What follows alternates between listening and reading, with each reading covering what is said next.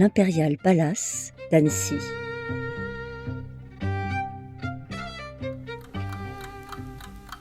Un lieu chargé d'histoire. En 1912, René Lévraz, directeur de l'hôtel Verdun, se porte acquéreur de parcelles au bord du lac d'Annecy, avec la ferme intention d'y construire un hôtel de luxe. Il commande les plans à l'architecte du palace de Menton, construit en 1904. À cette époque, les Annéciens étaient loin d'imaginer qu'ils assistaient au début de l'emblématique histoire de l'Imperial Palace. La proximité du lac rend le terrain de l'Imperial instable. Les fondations sont donc montées sur pilotis. La construction avance très vite. L'Imperial Palace sortira en effet en moins de 10 mois.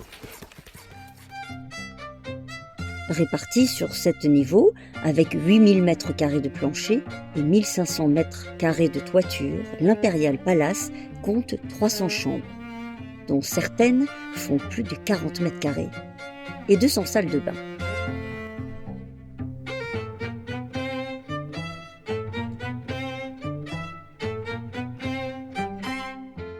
À peine achevé, l'Imperial Palace ouvre les portes de son rez-de-chaussée et du premier étage.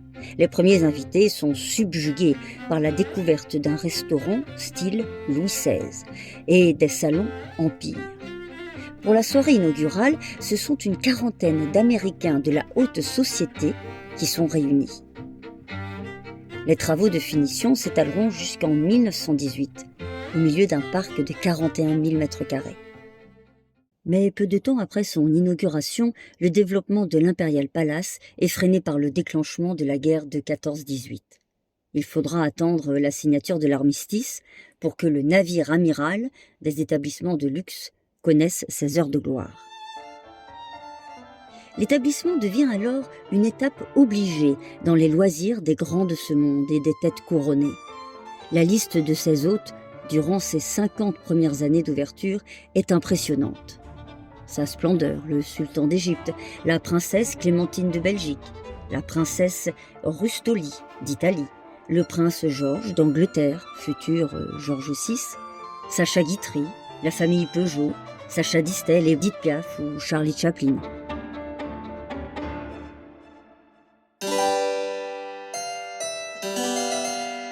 La vie à l'Imperial Palace suit un rythme bien établi, comme le vante la plaquette publicitaire de l'hôtel. 3 fois par jour, un orchestre de virtuoses retient sur les grandes terrasses les épris de musique et de repos. Pour les sportsmen, la natation, le yachting, le tennis, la pêche, etc. offrent des distractions aussi agréables que fortifiantes.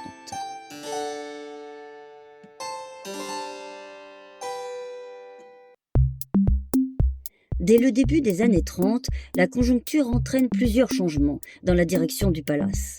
René Lévraz cède l'hôtel en 1933 à l'Union nationale des sociétés mutuelles de retraite des anciens combattants. Tandis qu'un an plus tard, Alban Dulon, dont la famille est déjà propriétaire de l'hôtel des Bains à Vichy et de l'hôtel Montfleury à Cannes, rachète le fonds. En 1939, la guerre vient stopper son activité. Réquisition, quartier général des résistants. En 1947, l'Imperial Palace, qui a beaucoup souffert pendant ces années de guerre, est remise à neuf. En 1949, il accueille pendant 6 mois la conférence tarifaire et commerciale de l'ONU. Mais le répit sera de courte durée. Dans les années 50, les premiers signes de déclin se manifestent. L'établissement ne fait plus recette et vit ses dernières saisons. En 1958, pour garder l'hôtel à flot, les propriétaires décident de le convertir en appartement et de les vendre. Mais la ville d'Annecy s'y oppose et frappe le terrain de servitude d'espace vert en 1953. Par peur de voir disparaître ce site d'exception, véritable emblème et vitrine de la ville.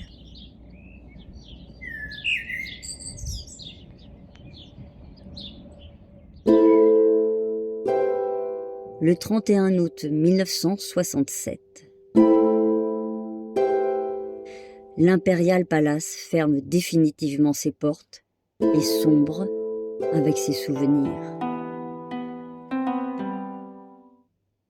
En 1967, la ville fait l'acquisition de l'ensemble du site de l'Imperial Palace, soit le bâtiment et le terrain. Dès lors, tous les projets devront intégrer deux contraintes: la non-privatisation du parc et la conservation du bâtiment de l'Imperial. Aucune des propositions des potentiels acquéreurs ne respecte ces critères. Elles se voient donc toutes refusées. Devant l'entêtement des promoteurs à considérer le parc comme un simple terrain à bâtir, la ville prend les devants et ouvre officiellement au public le parc de l'Imperial le 20 janvier 1975.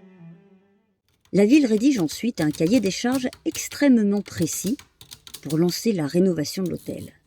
Il prévoit la restauration du bâtiment en respectant totalement son architecture, sa transformation en hôtel, la création d'un centre de congrès et d'un casino. Durant toutes ces années, le bâtiment est à l'abandon. Ses ouvertures sont condamnées afin d'éviter les visiteurs indésirables. Action! En mars 1981, le lieu est utilisé pour le tournage du film Tout feu, tout flamme, qui réunit Isabelle Adjani, Yves Montand, Alain Souchon et Laurent Hutton. Coupé! Une salle de casino a été reconstituée comme décor dans les décombres de la rotonde du bâtiment, où, 10 ans plus tard, le casino impérial prendra place. Qui aurait pu penser que ce titre, Tout feu, tout flamme, allait être prémonitoire, puisque le 26 octobre 1981, un incendie ravage la toiture et tout l'intérieur de l'établissement. Ouvert à tous les vents, infiltré d'eau de pluie, l'Imperial Palace attend sa rénovation durant de longues années. Au cours de l'année 1984, les recherches menées par Bernard Bosson, maire d'Annecy de l'époque, s'avèrent fructueuses, puisque le groupe allemand Jung semble être l'acquéreur tant attendu. Le contrat est définitivement signé entre Annecy et les principaux actionnaires du groupe en 1987.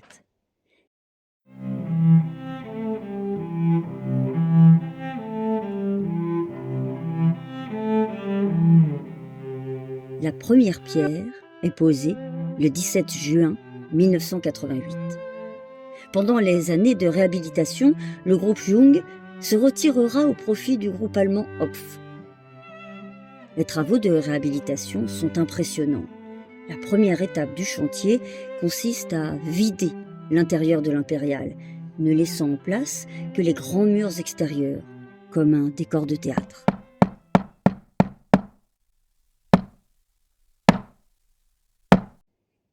« 14 décembre 1990. Inauguration de l'hôtel Imperial Palace. Après 2 ans de travaux et presque 25 ans de fermeture, l'Imperial Palace, le nouveau complexe hôtelier haut de gamme, fête sa réouverture. Rénové en cohérence avec l'évolution du marché, l'établissement renoue néanmoins avec la tradition hôtelière classique. L'Imperial Palace affiche désormais une triple vocation: hôtel, centre de congrès et casino. L'ouverture officielle de ce dernier ne sera effective qu'en 1991.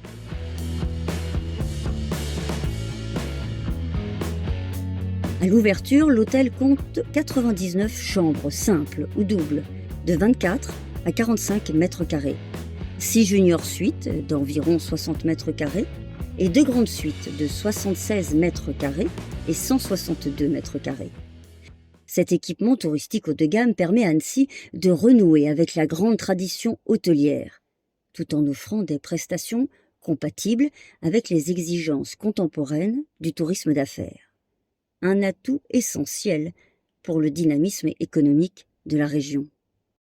Les 25 et 26 mai 1991 se déroulent 2 jours de festivités, en grande pompe, avec au programme garden party, visite des espaces, corner presse, inauguration des lieux par leurs parrains et marraines, dîner de gala et déjeuner brunch en présence de nombreuses personnalités du show business.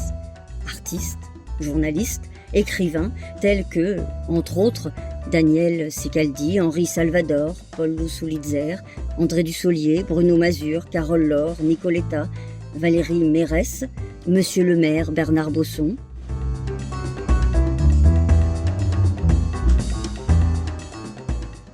« 1er août 2013. Le groupe PVG, implanté à la Clusaz, devient propriétaire. Mai 2014. Réouverture du restaurant La Brasserie.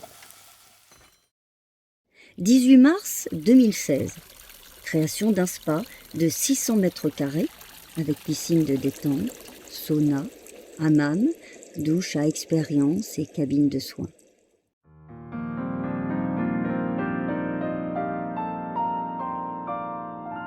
« 9 décembre 2016, inauguration officielle du nouveau Casino Impérial d'Annecy, entièrement rénové, et de son restaurant Le Riva, situé face au lac dans la rotonde du casino.